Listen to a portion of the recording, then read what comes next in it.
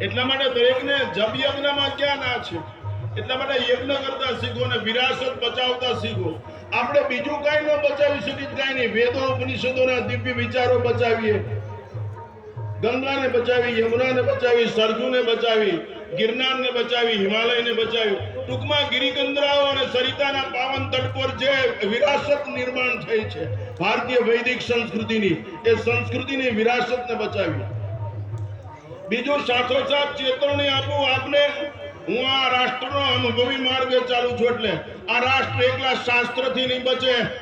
કાન ખોલીને સાંભળી લે, ઉપર બેઠેલા નીચે બેઠેલા, આ રાષ્ટ્ર એકલા શાસ્ત્રથી નહીં ચાલે, શસ્ત્ર પણ જોશે, નહીતર ભારત માતાનો વસ્ત્ર સલામત નહીં રહે. શાસ્ત્ર અને શસ્ત્ર બે હશે તો ભારત માતાનું વસ્ત્ર સલામત રહેશે. અને સુજલામ સુફલામ મલય શીતલામ સ્વચ્છ શ્યામલામ વંદે માતરમ, તો જ આ દેશ બચશે. વિરાસત બચાવો. હમ રહે યા ન રહે, माँ हम रहे या न रहे, तेरा सुहाग सदा अमर रहे. આટલી બધી તૈયારીઓ છે, સમય બહુ હાથમાંથી સડી ગયો છે અને આવા જાહેર કાર્યક્રમો કરો. દેશને, જનતાને ચેતવણી આપો કે સમરસતાનો વિકાસ કરો. સમરસતા, વિષમતા ખાતમ પૂર્વાત, સમરસતાનું નિર્માણ કરો, નહીતર દેશ નહીં બચે. વિરાસત ને 200 વીઘા જમીન નો બચત કઈ નહીં, કારખાનું નો બચત કઈ નહીં, બીજું કઈ નો બચત કઈ નહીં.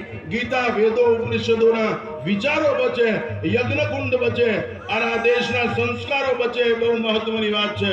સંસ્કાર એ સંસ્કૃતિનો માપદંડ છે. સંસ્કારથી જીવન ધન્ય મંગલમય બને, સંસ્કારથી જીવન સાકાર અને આકાર પામે. ગણપતિ અને હનુમાનજી મોઢામાં ક્યાં ઠેકાણું છે, પણ આપણે એને પગે લાગી છે ને, એનો નિર્ણય છે.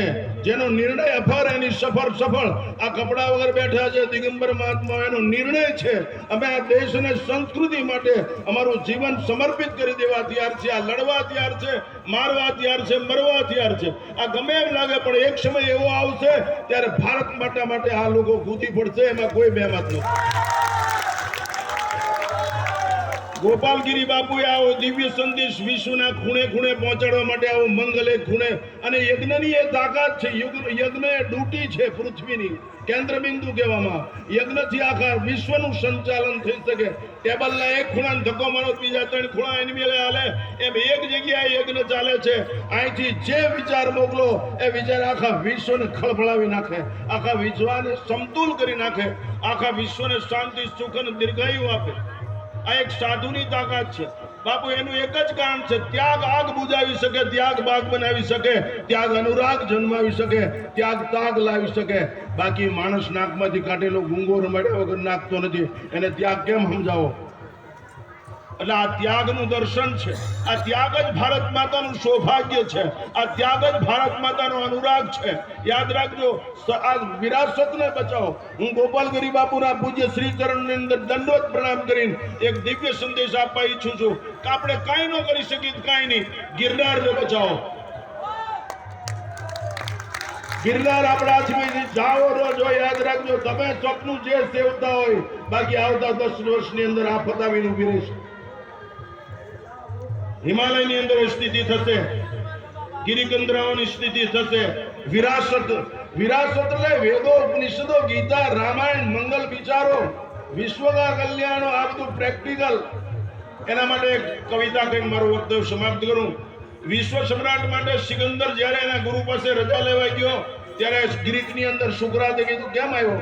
કે મારે લડવા જવું, સિકંદર છું, મારે વિશ્વ સમ્રાટ થવું. તો કે ક્યાં લડીશ? કે પહેલા ભારતમાં, હિન્દુસ્તાનમાં. કે કેમ?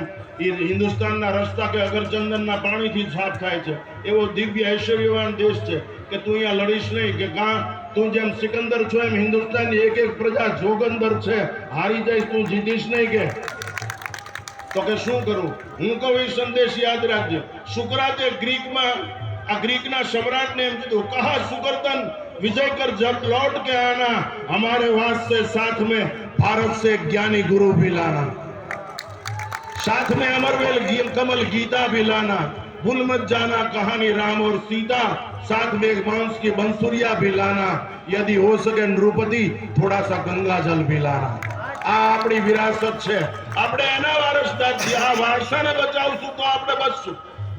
વારસોને આપણા તપથી, આપણા ભજનથી, આપણા ઉદારતાથી આપણા આવા સત્કર્મ, બાપુ આ સત્કર્મ કહેવાય, વૈશ્વિક કલ્યાણ કરવાનું સત્કર્મ કહેવાય. બાપુ એક લંગોટી પહેરનાર સાધુ આવું કામ કરી શકે જે ચક્રવર્તી સમ્રાટ ન કરી શકે, એવું કામ કરી શકે. આવું એટલે મહાત્માઓએ મેદાનમાં આવવાની જરૂર છે. દેશ બચાવવો હોય, સંસ્કૃતિ બચાવવી હોય, ધર્મ બચાવવી હોય. મને કાંઈ વાંધો નથી, તમે ગાંજો પીવો, ચરસ પીવો, ચલમ પીવો, એની સાથે વાંધો નથી.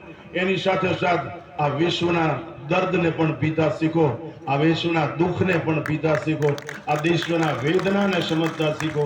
આ વિશ્વ પર કરુણા થાય, પ્રાણી માત્રનું ભલું થાય, એ માટે યજ્ઞ કરતા શીખો, એ માટે જપયજ્ઞ કરતા શીખો.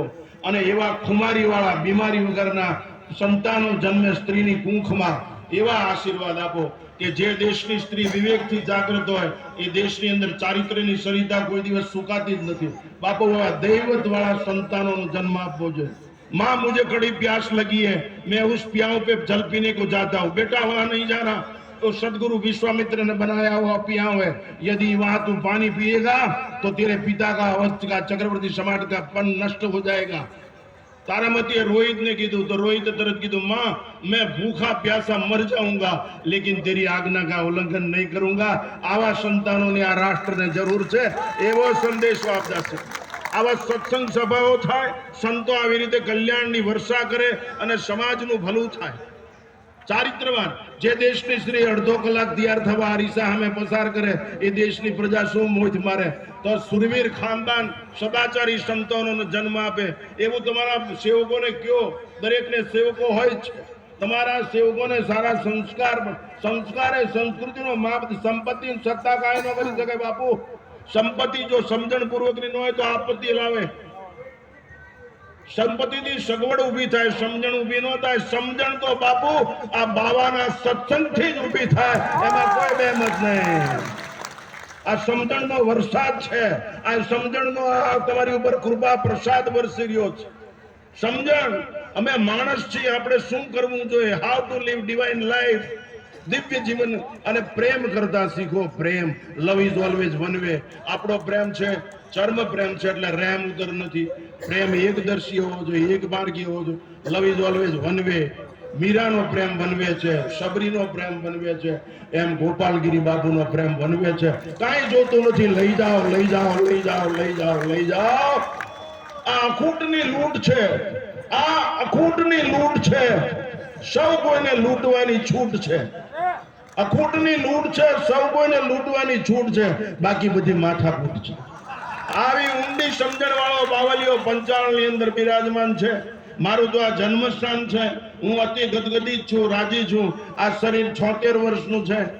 અહીં પંચાળમાં આ બધાથી હું ખૂબ પરિચિત છું. અહીં બેઠેલા દરબારોથી ખૂબ પરિચિત છું. મોરડી, નાની મોરડી, મોટી મોરડી, ઠાંગરાજ મહાદેવ, ઠાંગરાજ મહાદેવ